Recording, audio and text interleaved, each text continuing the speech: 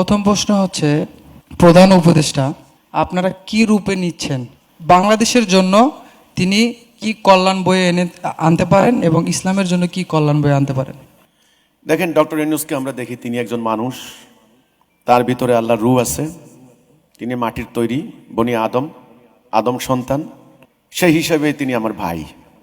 বাংলা ভাষায় কথা বলেন, বাঙালি জাতি, এই বাংলার সন্তান, এই হিসাবে আমি দেখি ওনাকে। উনি আচ্ছা, বাংলাদেশের রাজনৈতিক পট পরিবর্তনের পরিপ্রেক্ষিতে তিনি এখন ইন্টারিম গভর্নমেন্টের দায়িত্বে আছেন। ওনার ব্যাপার নিয়ে নানান দল নানানভাবে মন্তব্য দিচ্ছে, চরম বিতর্ক করছে। যারা এই সরকারকে মানছেন না তারা নানানভাবে ওনাকে বিভিন্ন অভিধায় ওনাকে অভিহিত করছেন। আমি আজকে যারা ধর্মীয় সংগঠন আছে, আমি তাদের নাম বলার দরকার নেই, আপনারা বুঝবেন। এই সংগঠনের স্থানীয় নেতারা একসময় আমাদেরকে বুঝাতো, আমি তখন ইন্টারমিডিয়েট ফার্স্ট ইয়ারে পড়ি, আমাদেরকে বলতো এই যে গ্রামীণ ব্যাংক, এগুলি সুদি কারবার।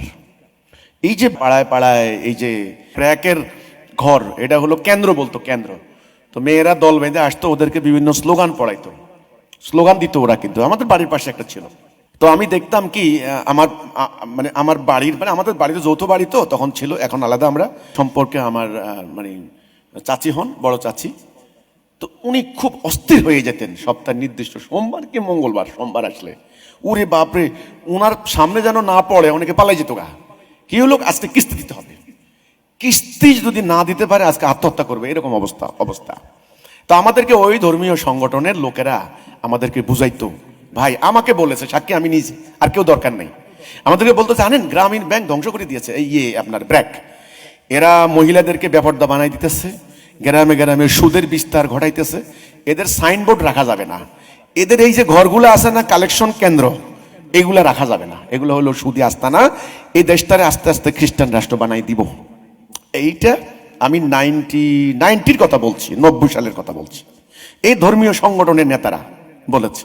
সেই নেতারা এখন ইউনূস সাহেবকে বলে আমাদের ইমাম। অনেকে বলে নাকি উনি আল্লাহর পক্ষ থেকে নবীর মতো আইছে, নাউজুবিল্লাহ, আস্তাগফিরুল্লাহ, এই ধরনের কথাও শুনছি। তো কাজেই উনার পক্ষে আবার উনার প্রশংসায় পঞ্চমুখ, এক মুখে কোনো প্রশংসা কুলাচ্ছে না, পঞ্চমুখ। উনার এই শিক্ষাগত যোগ্যতা, ইনি নোবেল লরিয়েট, উনি ইন্টারন্যাশনাল খুব প্রমিনেন্ট ফেমাস পার্সোনালিটি, ওনার মারাত্মক ব্যাপার। ওনাকে উত্তরে দক্ষিণে পূর্বে পশ্চিমে সবাই চিনে, আমেরিকা দাঁড়াইলে চিনে, ইংল্যান্ডে দাঁড়াইলে চিনে, এরকম ইন্টারন্যাশনাল ফিগার আর বাংলাদেশের দ্বিতীয়টি নাই। মারাত্মক। বলছে হতভাগা জাতি হবে উনি থাকতে থাকতে যদি আমরা উন্নয়নের একেবারে চূড়ান্ত চাঁদের দেশে যেতে না পারি। এইরকমও তো করছেন, অনেকে করেননি। তো কাজেই ভাই, আপনি কি মনে করেন, এই যে আপনি যে প্রশ্ন করলেন, আপনি কি মনে করেন? আমি মনে করি ইনারা যারা এখন দেশ চালাচ্ছেন তারা সবাই মানুষের তৈরি বিধান মানার পক্ষে।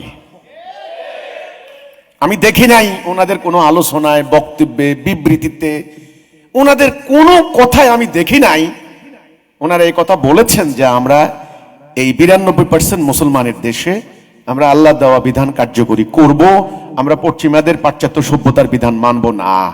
এটা আমি দেখি নাই, আপনারা দেখছেন কিনা? বাস। সুতরাং আমার আর অন্য কোনো মূল্যায়নের আর প্রয়োজন নাই। আমি এখন মানদণ্ড এটাই দেখব, কারা আল্লাহর বিধান চান, কারা আল্লাহর বিধান চান না।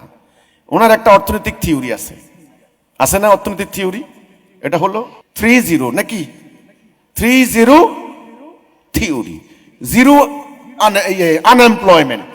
ওনার থিওরি মানলে কোনো বেকার থাকবে না কেউ। এরপরে সোশ্যাল বিজনেস, সামাজিক ব্যবসা নীতি, এগুলো আছে কিন্তু ওনার 3টা সূত্র। মোহতারাম ডক্টর ইউনূস সাহেব, উনি বিজ্ঞ নোবেল লরিয়েট, আমি আগেও বলেছি।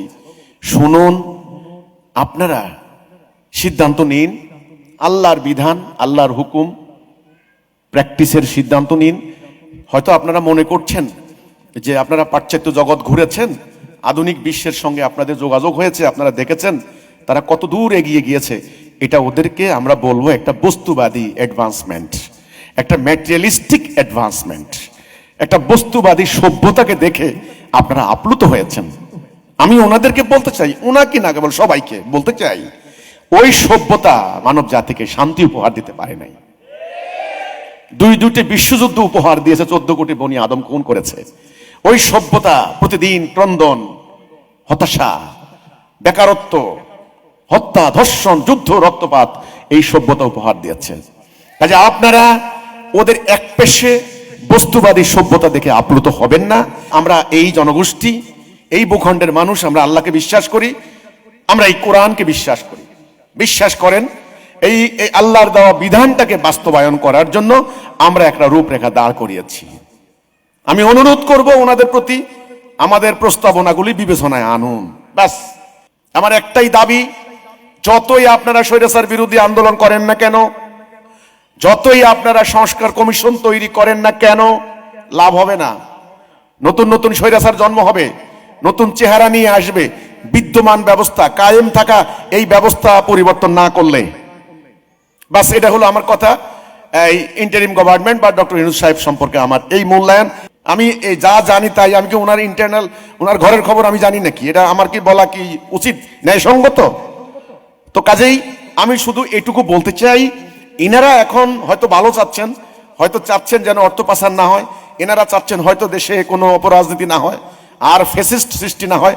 কিন্তু ওনাদের চাওয়া ভালো, ওকে, বাট এই বিদ্যমান ব্যবস্থা, পাশ্চাত্য দর্শন, মানুষের তৈরি ব্যবস্থা থাকলে এটা বারবার ফিরে আসবে, সৃষ্টি হবে।